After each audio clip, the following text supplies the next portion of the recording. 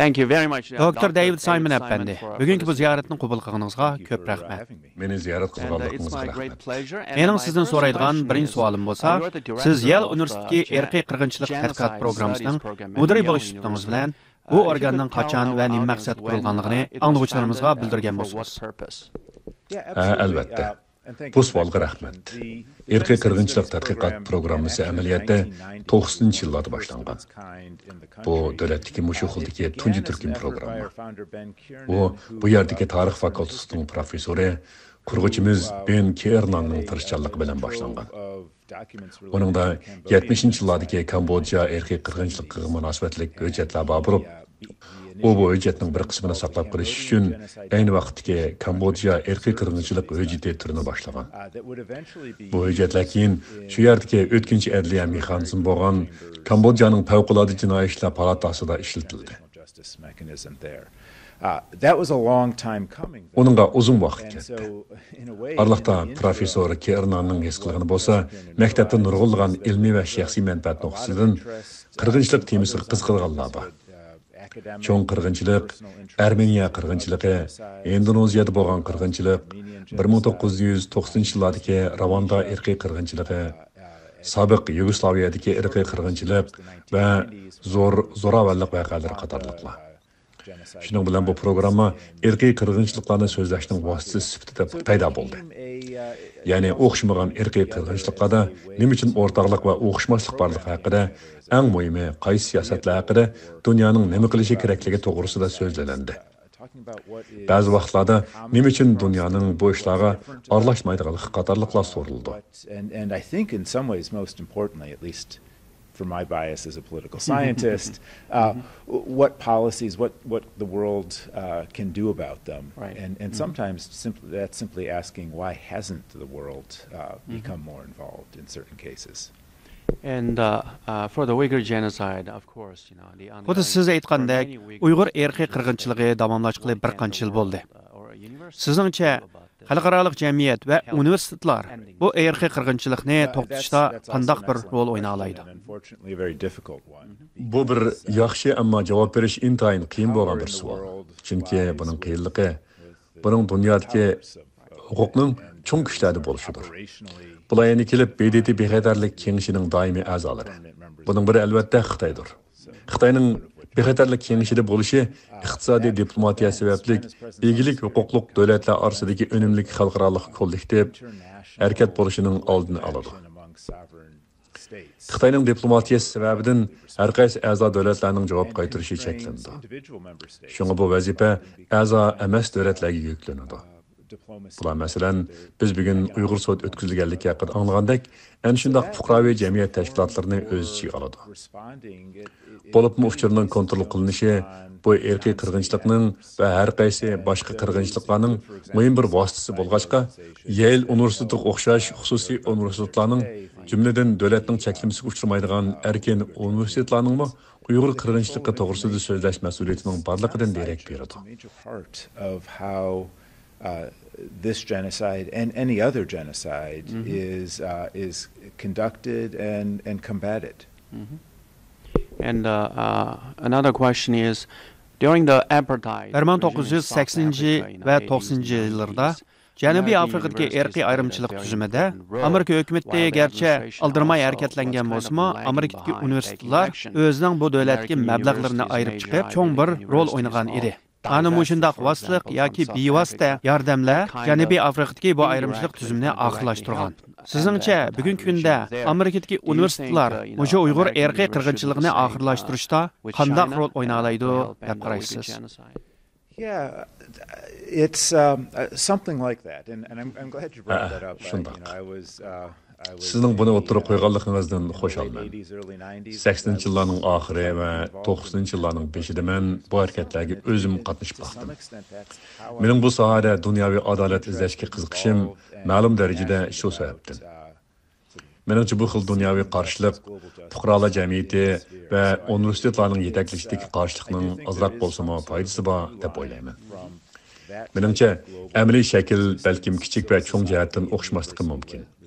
Hadisi Janubiy Afrikaning dunyo iqtisodidagi ko'lami Xitoyning dunyo iqtisodidagi ko'lamiga asosan o'xshaydi.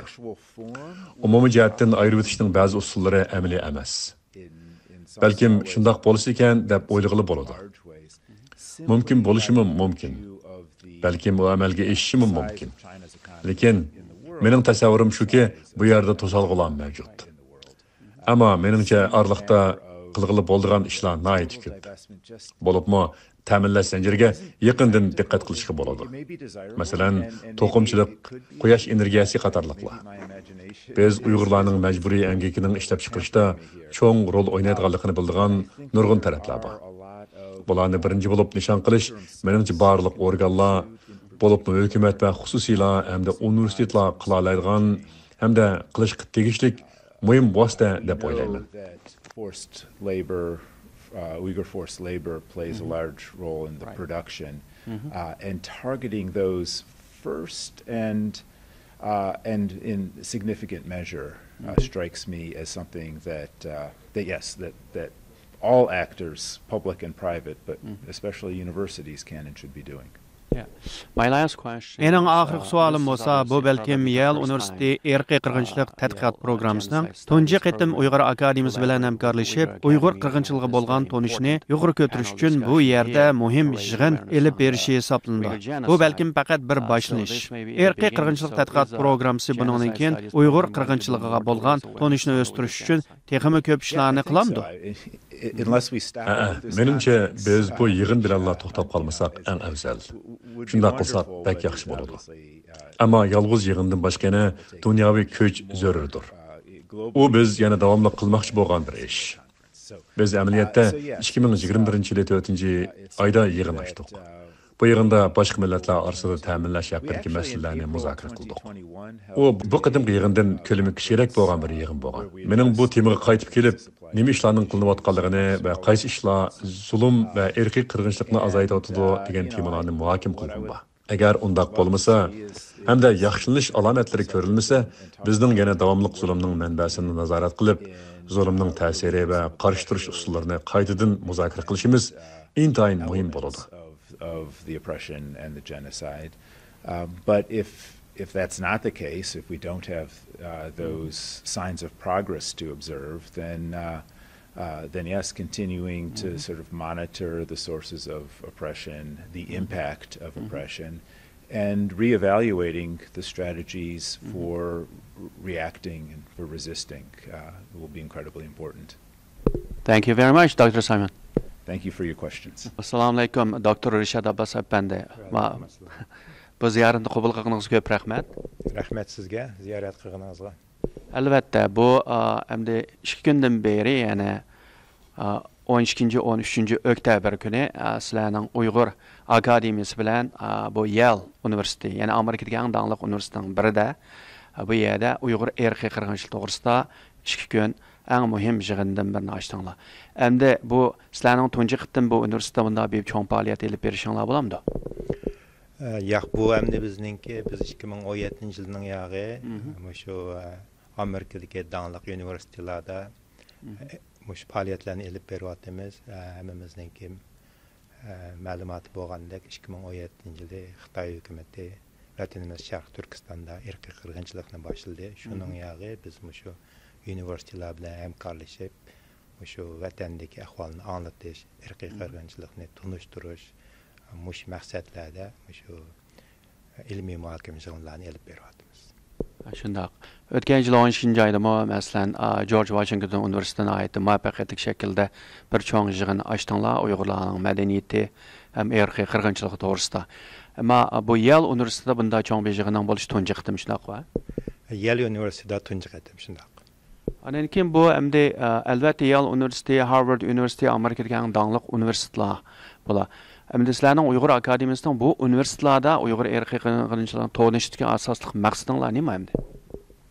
Biz endi shu yil 4-oyda xabaringlar bo'lgandek Harvard Universitetida irqiy qirg'inchilik to'g'riliq ilmiy muhokama yig'ini olib bordik. Endi bugun tunigan bu Yale Universitetida beryapmiz. Endi bizning maqsadimiz endi irqiy qirg'inchilik hozir endi 6-yil bo'ldi-da. Bu bütün shu Amerika yetakchilik g'arb davlatlariniki Xitoyga besim qilayotgan bilan yana to'xtamadi. Endi bu Yale University, shunga o'xshash Amerikadagi dangliq universitetlarda faoliyat olib berish biz endi shu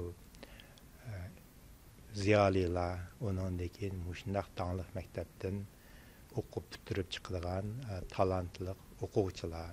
Bular endi Amerikaningki mashhur dangliq universitetda o'qib chiqqanlar kelgusida hamma tarafdan muhim odamlar, muhim rollarni o'ynaydi. Shunglashqa bularningki bizningki vatanimizda nima ish bo'layotganligi, irqiy qirg'inchilik to'g'riliq ma'lumotlarni olish nihoyat muhim deb ko'rgachga biz bu faoliyatlarni shunday mashhur universitetlarda olib beryapmiz.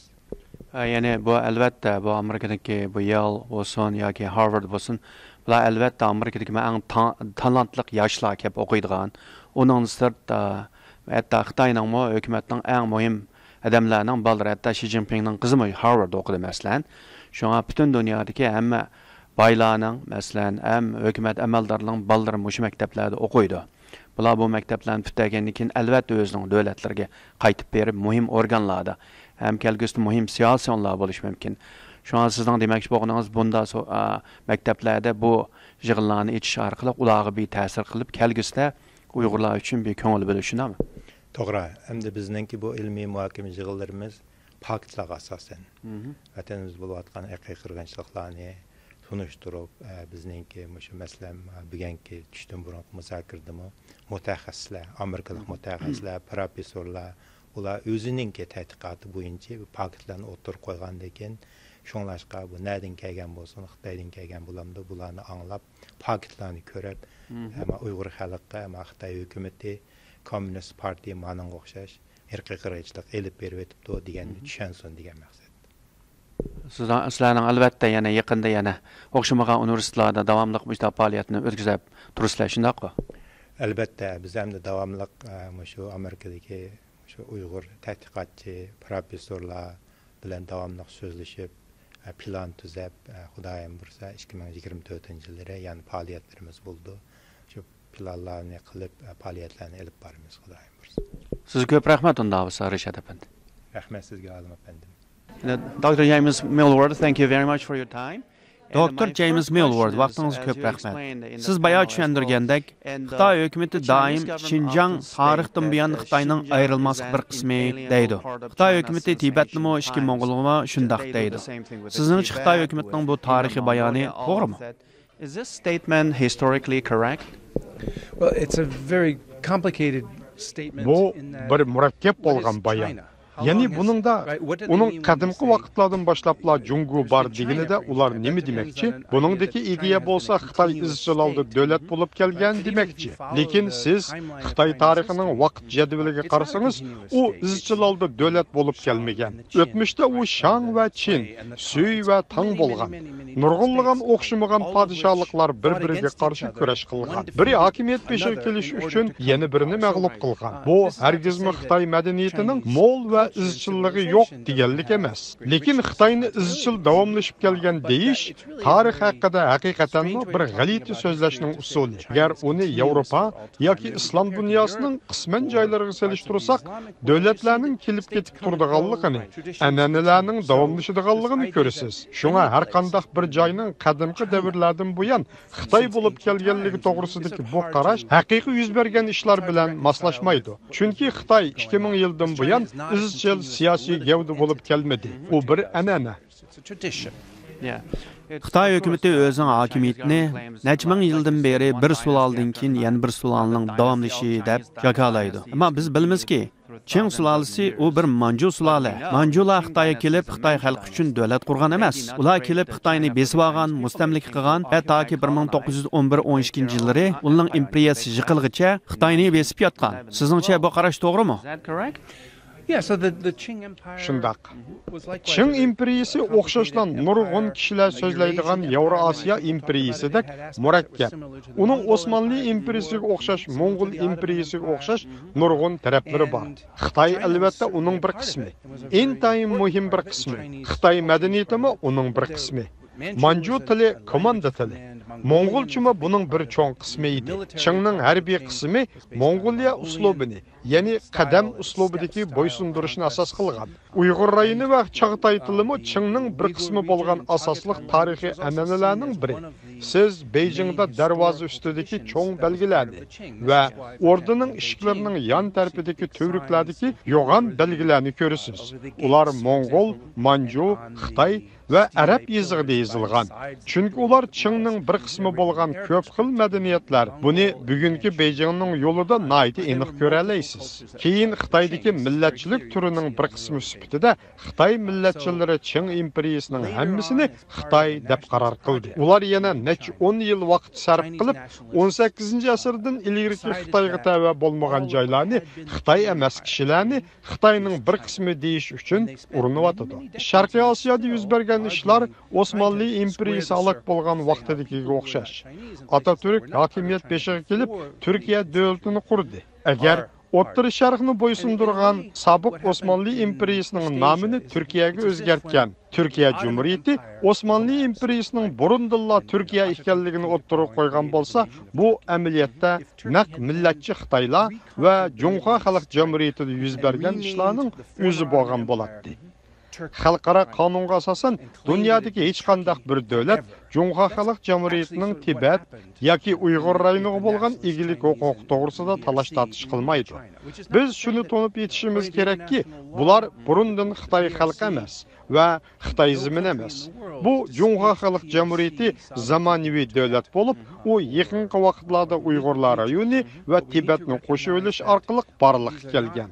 Chinese people and a Chinese territory for all time. Right. It is a modern state of the PRC that has been created through annexations of the Uyghur region and of Tibet in very recent times.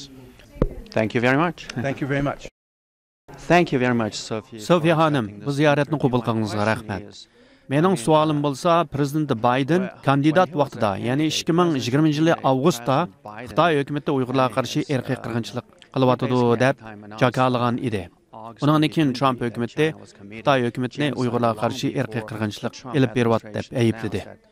Ammo Prezident Bayden Aqsaroyga kirgandan beri biz Bayden hukumatining Uyg'ur irqiy qirg'inchilikga mas'ul bo'lgan Xitoy amaldorlarini jazoligini ko'rmadik. Masalan, Ma Xingrui. Siz buning qanday qaraysiz? For example, Ma Xingrui. So what's your view on this? Well, I think that unless and until cases are actually Meningcha bu delollarni taki aloqador sudlarda dahshatlik jinoyat deb ayblanmaguncha rayonlik hukumatda vazifa o'tayotgan har qanday amaldorlar jazoga tortilishi kerak. Chunki u xalqarodagi bir turli qonunga davomli ig'ir xiloflik qilgan hukumat. Buning uchun ularning oqibati so'rilishi kerak. Bo'lmasa ular bu jinoyatlarni davomli sodir qilib, baribir qutula oladi ekanmiz deb o'ylaydi. Shung u faqat Amerika emas, balki ko'plagan demokratik davlatlarga ishlatilishga tegishli muhim qoral. Is that they can commit those crimes and get away with them. So it's a very important tool that's available not just to the US, but to most democracies, and they should use it. Thank you very much.